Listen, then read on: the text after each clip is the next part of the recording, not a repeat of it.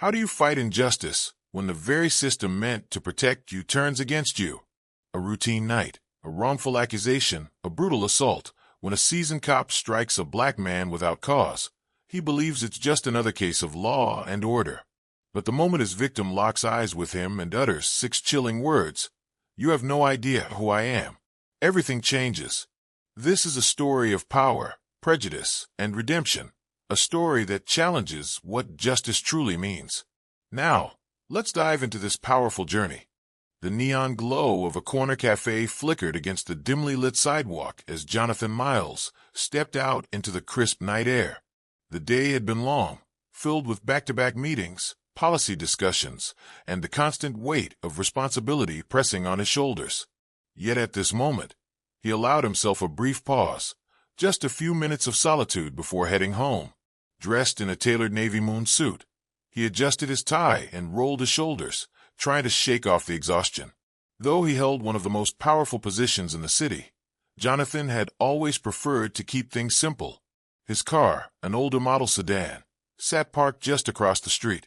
Modest in contrast to the luxury vehicles often associated with politicians, he didn't believe in excess, nor did he see the need for an entourage of bodyguards following him everywhere. The street was quiet, save for the occasional hum of distant traffic. The cafe owner, a kind, elderly woman who knew Jonathan well, gave him a small wave from inside as she wiped down the counter. He returned the gesture with a nod before crossing the street toward his car. Just as he reached for the handle, the blare of sirens shattered the silence. A police cruiser skidded to a stop behind him, red and blue lights flashing wildly, casting erratic shadows against the buildings. The sudden intrusion was jarring, breaking the calm of the night. Jonathan froze for a brief second, then turned slowly to face the approaching officer. From the car, a tall, broad-shouldered man emerged, his uniform crisp, but his expression hard with suspicion. Officer Ethan Cole.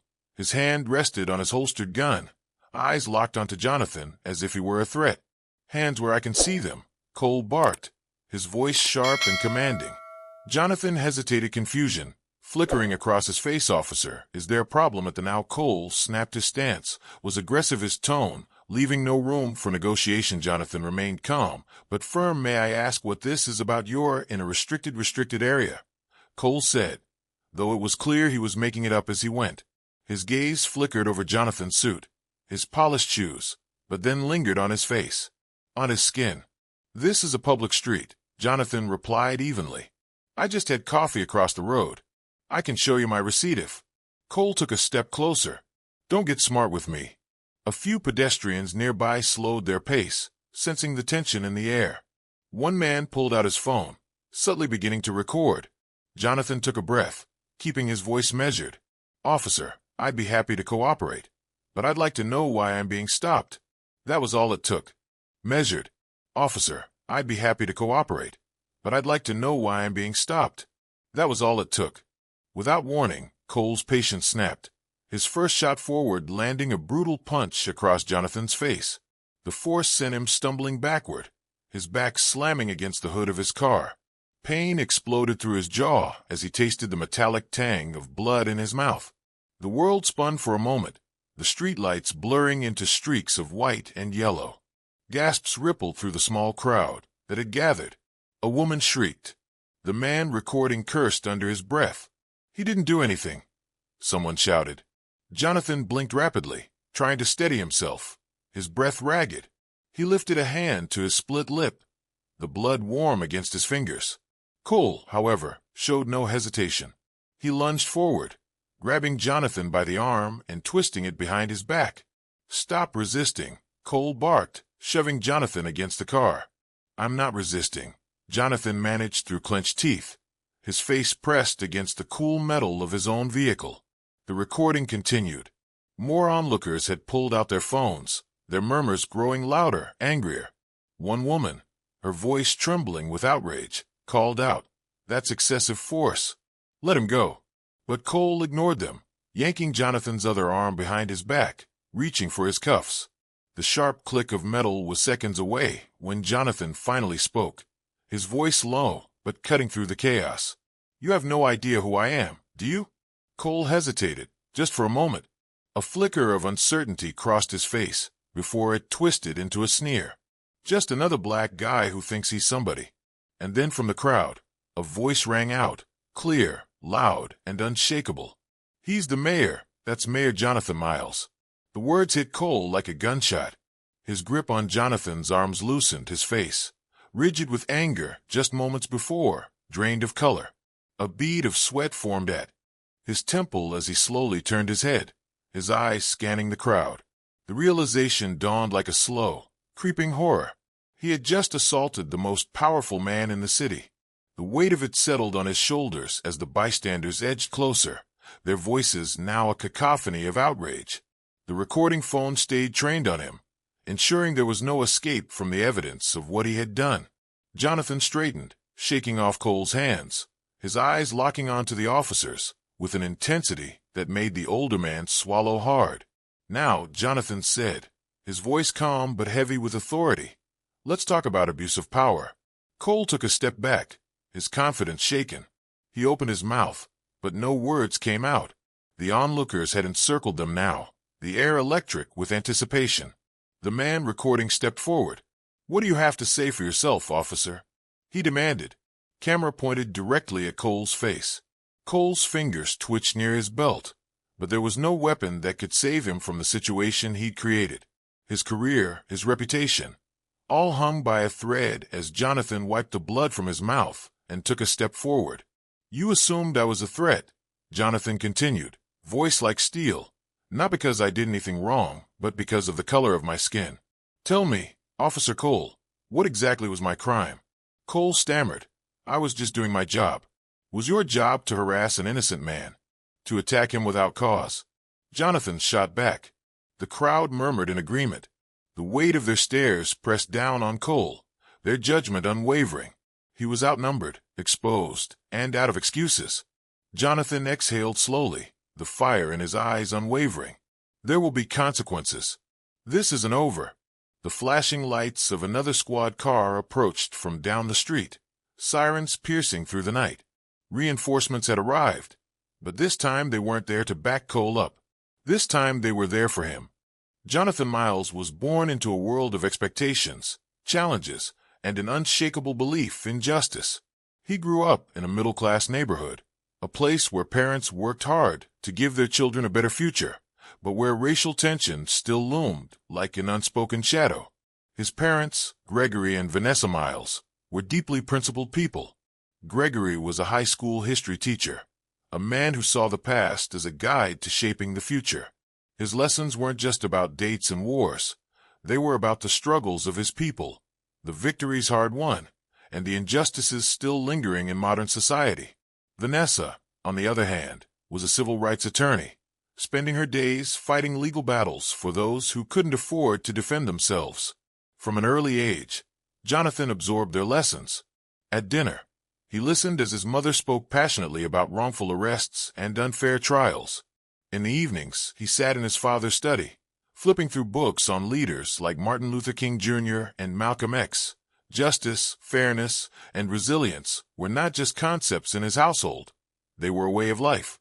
Yet, no amount of love and education could fully shield him from the realities of being a black boy in America. The first time Jonathan truly understood what it meant to be judged by the color of his skin, he was only 10 years old. His father had taken him to a bookstore, rewarding him for good grades.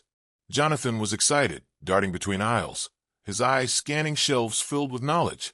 But when he reached out to pick up a hardcover book, a white store clerk's voice cut through the air like a whip. "Hey, what are you doing?" The woman's gaze was sharp, her expression suspicious. Jonathan froze, confused. "I'm just looking," he said hesitantly. She didn't believe him. Her hand tightened around her phone, as if she were ready to call security. It wasn't until his father stepped in, anger barely restrained in his voice, that she backed off. Jonathan didn't say much on the way home. He kept thinking about it. How she assumed he was a thief even before he spoke. It was a painful lesson, but it wouldn't be the last. As a teenager, Jonathan was stopped by the police multiple times for no reason. Walking home from school, pulled over, driving his father's car, asked for proof of ownership. Hanging out with his friends at the mall? followed by security. Each experience built a growing fire inside him. He knew he had to do something. He couldn't just accept this as normal. Determined to make a difference, Jonathan pursued a law degree, focusing on civil rights and social justice. He wanted to fight for people like himself, those who had been mistreated, falsely accused, or silenced. As a civil rights attorney, Jonathan defended countless individuals who had suffered at the hands of an unjust system. A young black man falsely accused of stealing his own car. A woman wrongfully convicted because of a biased jury. Families torn apart by unnecessary force used by police. His reputation grew. People trusted him because he wasn't just another lawyer. He understood their struggles firsthand. But no matter how many cases he won, Jonathan knew the problem ran deeper. The system itself was broken. He couldn't just fight injustice one case at a time. He needed to change the entire system. That's when he turned to politics. It wasn't easy. Many dismissed him. Too young, too radical, too outspoken. But Jonathan refused to be discouraged. He spoke with conviction, campaigned tirelessly, and connected with the people. Finally, he was elected as mayor, with a mission that was crystal clear: to reform policing, to bring justice, to create real change. But change never comes without resistance, and some men, like Officer Ethan Cole, were not ready for it. Ethan Cole had been a cop for over 25 years. In the beginning, he was an idealist, much like Jonathan. Fresh out of the academy, he believed in the badge, in protecting the innocent, in serving the community. But years on the force changed him. Cole spent most of his career patrolling high-crime areas, where gang violence, drug deals, and armed robberies were daily occurrences. He watched good cops get shot, criminals walk free, and the justice system fail time and time again. Slowly, his perspective shifted. The lines between right and wrong blurred. He began seeing patterns, at least what he believed were patterns. Most of the criminals he arrested were black. Over time, he stopped questioning why and just accepted it as reality. Some people are just wired for crime, he told himself. He didn't see it as racism. To him, it was just an experience, just survival. But his transformation into a hardened, cynical officer wasn't just shaped by statistics. It was personal. One night many years ago, Cole and his partner responded to a robbery call in one of the most dangerous neighborhoods in the city. They arrived at a dimly lit alley, expecting a routine arrest. Instead, they walked into an ambush. 3 young black men, faces hidden by hoodies, jumped them. Cole barely had time to react before he was slammed against a brick wall, a fist connecting with his jaw. His partner, screaming in pain, was already on the ground. A gun was shoved into Cole's ribs. He thought he was going to die. At the last second, backup arrived and the gang scattered. But the damage was done. Cole spent weeks in the hospital recovering from a fractured skull and 2 broken ribs. Something inside him changed that night.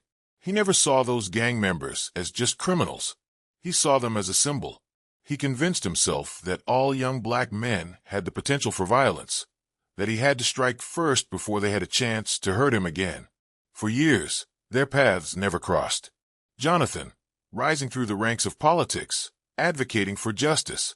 Cole, still on the streets, becoming more aggressive, more jaded. But now fate has brought them face to face.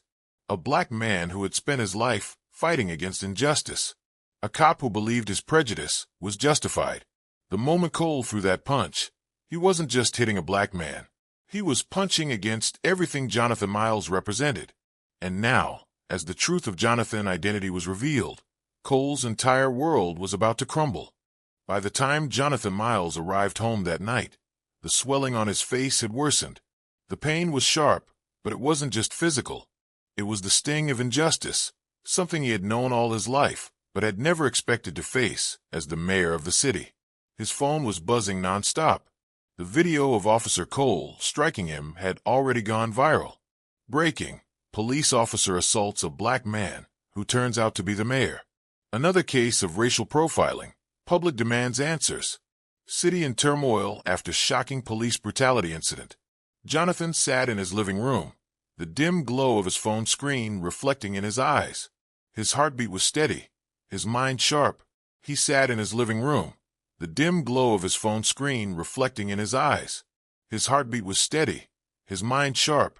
He had spent his life fighting for justice. But tonight, justice had failed him. His phone rang again. Police Chief Samuel Grant. Jonathan let it ring for a moment before answering. Mr. Mayor, Grant's voice was tense. I just saw the video. Then you already know why I'm calling, Jonathan replied, his tone calm but unwavering. Cole has been suspended, effective immediately. That's not enough, Jonathan said firmly. If a civilian had done what he did to me, they'd be arrested. I want the law to work the same way for everyone. A long silence. Then Grant sighed. We'll launch a full investigation. Jonathan wasn't satisfied, but he knew this was just the beginning. The real battle was about to start. By sunrise, the footage had reached millions of views. Celebrities were speaking out. Activists were organizing. The people were angry.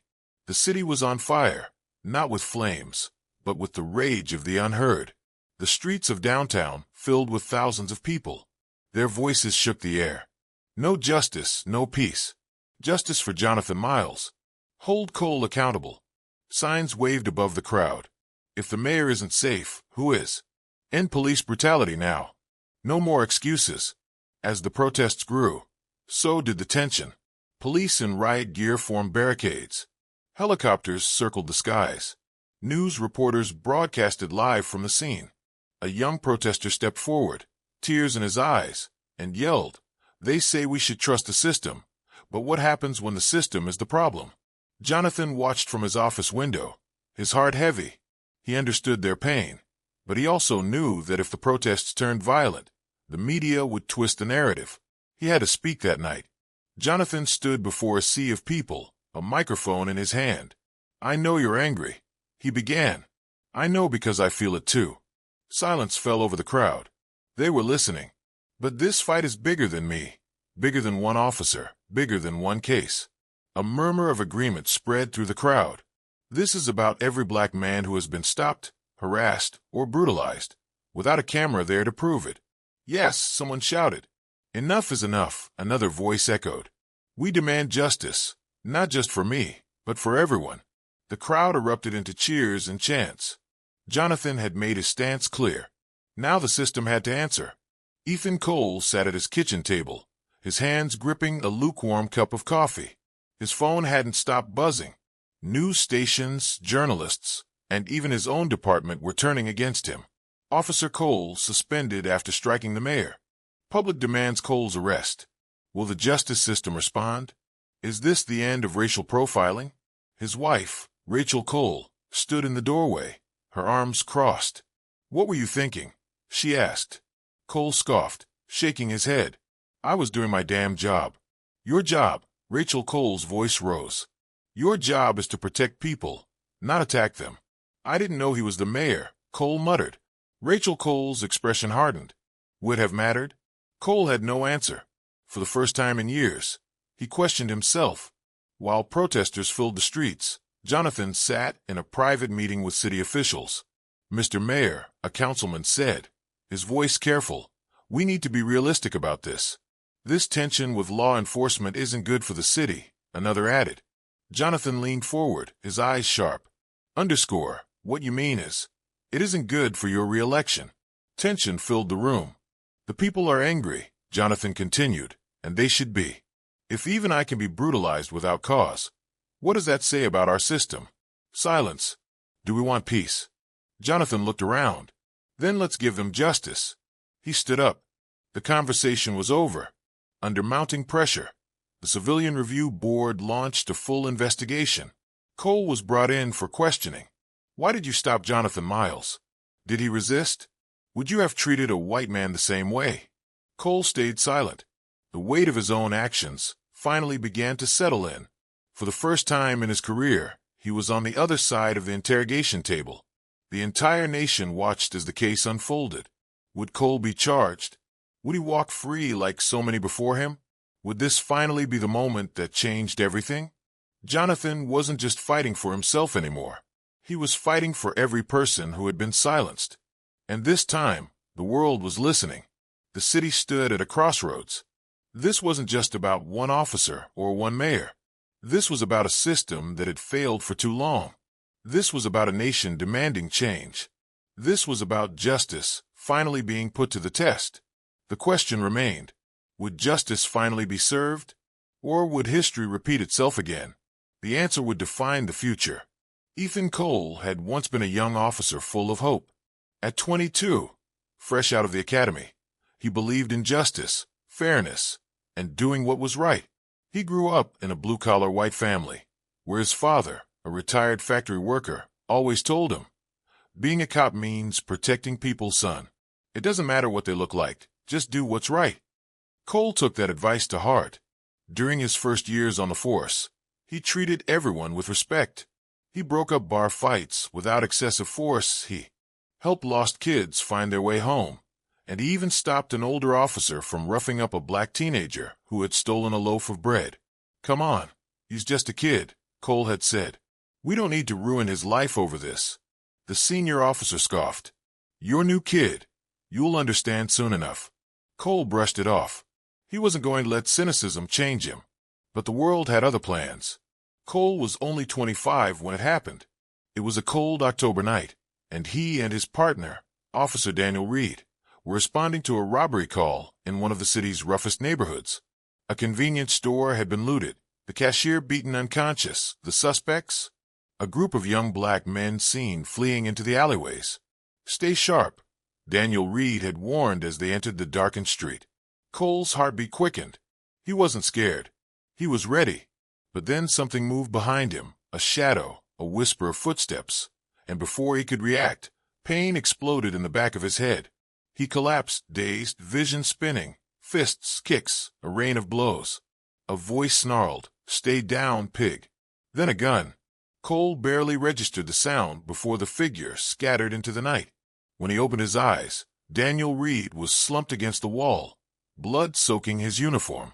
Backup arrived too late. The suspects were never caught. Daniel Reed survived, but his career was over. Cole was never the same. After that night, something inside Cole shifted. He stopped trusting black men. He saw every young black male as a threat. He stopped questioning the biases of his fellow officers. At first it was subtle. He started pulling over more black drivers than white ones. He assumed the worst in every black suspect. He treated defiance as aggression, especially from black men. That dangerous. They can't be trusted. I won't be caught off guard again. It became his mantra, and no one challenged him, because Cole had become a highly respected officer. Tough, efficient, fearless. His record was spotless. His arrests were high. His methods were never questioned. But deep down, something inside him was rotting. When Cole saw Jonathan Miles that night, his brain didn't register mayor. It registered black man in a nice suit. Must be trouble. It registered don't let him talk back, show dominance. It registered take control before it's too late. And when Jonathan stood his ground, something inside Cole snapped. He felt the same fear from that night in the alley. He felt the same rage he had buried for years. He's resisting. He's trying to outsmart me. I can't let this happen again. So he swung his fist. He felt Jonathan collapse. He felt a twisted sense of relief. Until he said, "He's the mayor." Cole froze. For the first time in years, he realized he had never been in danger. Cole sat alone in his apartment, watching the video of himself. The punch, the fall, the look on Jonathan's face. Not just of pain, but of disappointment. That look haunted him. That look forced him to question everything. That look made him see himself, not as a hero, but as a villain. For years he had convinced himself he was doing his job. But now, for the first time, he wondered, had he become exactly what he once swore to fight against? His father's voice echoed in his head. "Always do what's right, son." But what if he had been wrong all along? Cole had spent years telling himself lies. Now he had to face the truth. Cole had two choices now. Defend himself, claim he was just doing his job, refuse to change. Face the truth, admit he had let his fear turn into hate. For years he had seen himself as the victim of a system, he said. Or for the first time, he saw the bigger picture. He wasn't just a man who had made a mistake. He was part of a system that allowed these mistakes to keep happening. And the worst part, he had helped keep that system alive. Cole didn't know what came next. But one thing was certain. He could no longer ignore the man in the mirror. Jonathan Miles had thought long and hard about this meeting. He could have let the legal system handle it, let the courts determine Cole's fate, but something in him refused to walk away without confronting the man who had assaulted him. This wasn't about revenge. It was about something deeper, understanding. When he requested to meet Cole, many people questioned his decision. His political advisors warned him, "Why give this man any more of your time? He doesn't deserve it." His mother, the lifelong civil rights attorney, had given him a different perspective. If you can reach him, even just one person, then maybe this city can start to heal. So here he was, standing in a dimly lit interrogation room at the local precinct, waiting for the man who had punched him, humiliated him, and nearly arrested him for no reason other than the color of his skin. Cole entered, handcuffed, shoulders stiff with tension. His once confident stride was replaced with hesitancy. He expected hostility. He expected anger. But when he looked at Jonathan, he found neither. Instead, Jonathan motioned for the officers to remove Cole's handcuffs. "That won't be necessary," Jonathan said firmly. Cole rubbed his wrists, clearly confused. He had prepared for accusations, for threats, for the cold, righteous fury of a man wronged. But Jonathan wasn't here to play into his expectations. For a moment there was silence. Then Jonathan broke it. "Do you even remember my face from that night, Officer Cole?" Cole scoffed. "Of course I do." Jonathan studied him. "Do you? Or do you just remember what you assumed I was?" Cole shifted uncomfortably in his seat. "Look, I made a mistake, all right? But I was just doing my job." "Your job," Jonathan repeated, his voice calm but firm. "Tell me, Cole, what exactly was your job that night?" Cole's jaw clenched.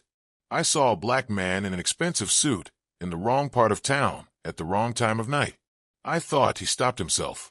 "You thought what?" Jonathan pressed. Cole exhaled sharply, running a hand over his face. "I thought you were trouble." "And why is that?" Cole had no answer. Jonathan leaned forward. "Do you know how many times I've been pulled over in my own city? How many times have I been mistaken for a suspect just because I fit the description? I am the mayor, Cole. And yet, in your eyes, I was still just another black man who didn't belong." Cole looked away, his face tight.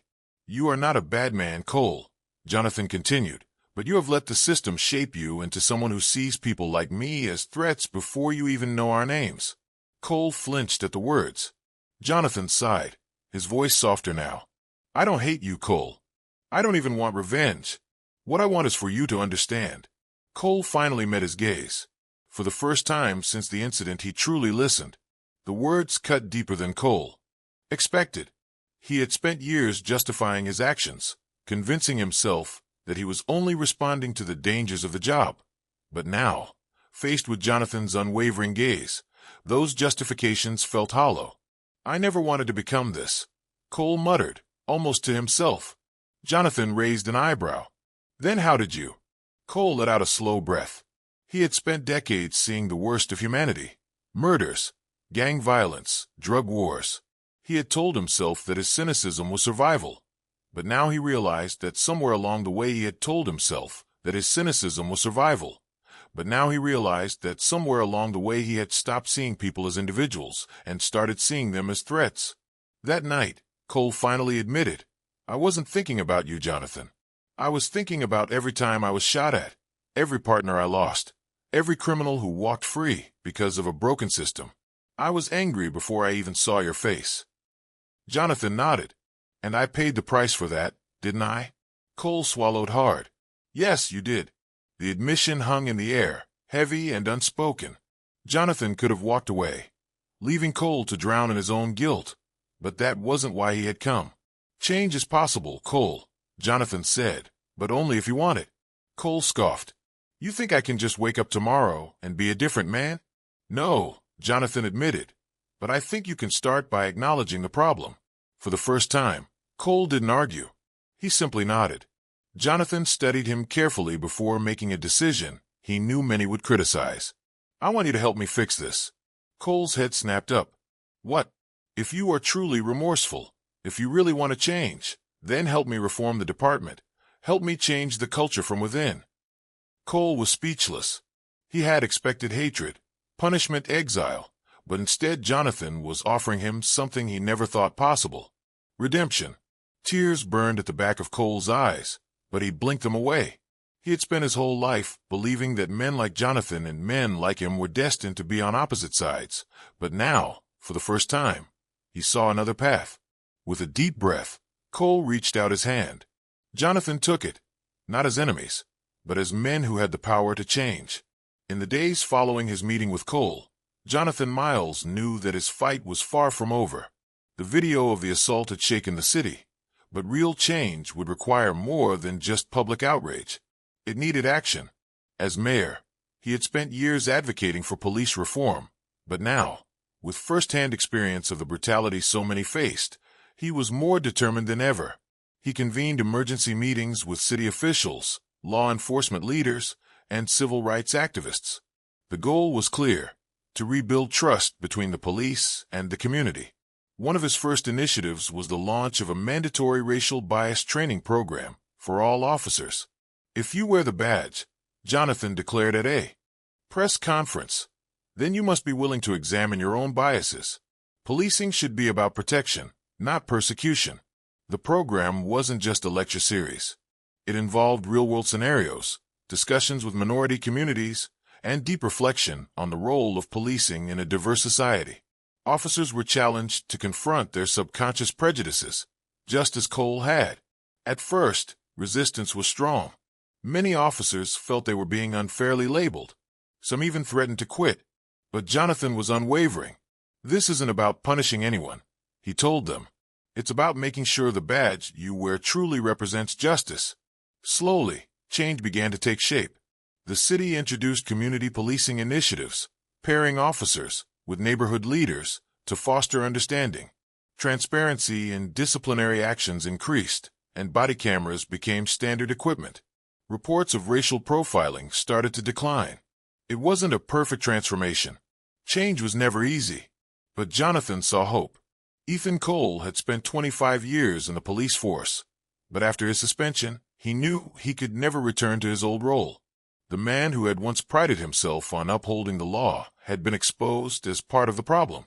He resigned quietly, avoiding media attention, knowing that his name had become a symbol of everything wrong with the system. He could have disappeared, living out the rest of his days in anonymity. But something had changed in him. The meeting with Jonathan had forced him to confront the truth, that he had spent years letting fear dictate his actions, and now, for the first time, he wanted to make things right. Instead of retreating, Cole made an unexpected choice. He joined a community outreach program dedicated to bridging the gap between law enforcement and minorities. At first, people didn't trust him. "Why would we listen to you?" one young man asked. "You're the reason we don't feel safe." Cole didn't argue. He listened. He sat in meetings where black parents tearfully recounted the fear they felt every time their sons left the house. He heard stories from former offenders who had been arrested for minor crimes, while white counterparts walked free. He learned about systemic injustice not from a textbook, but from those who lived it. And for the first time in his life, he truly understood. Over time, his presence in the community shifted. People still didn't forget what he had done, but they saw that he was trying. He began speaking at forums, admitting his past mistakes, sharing how unchecked bias had led him to act out of fear rather than justice. "I used to think I was just doing my job," he told a group of recruits at the police academy. "But I was wrong. Justice isn't about power, it's about understanding." It took years, but Cole earned back respect, not as a cop, but as a man willing to change. Years later, Jonathan Miles stood before a crowd at a community event, looking out at the people who had fought for change alongside him. The journey had been long and the work was far from over, but the city was different now. He saw officers who had once resisted reform now engaging with their communities. He saw young black boys who no longer had to grow up fearing the people meant to protect them. And in the crowd he saw Cole, no longer a disgraced officer, but a man who had taken his mistakes and turned them into something meaningful. As their eyes met, Cole gave a small nod. Jonathan nodded back. Change was possible, and it had begun.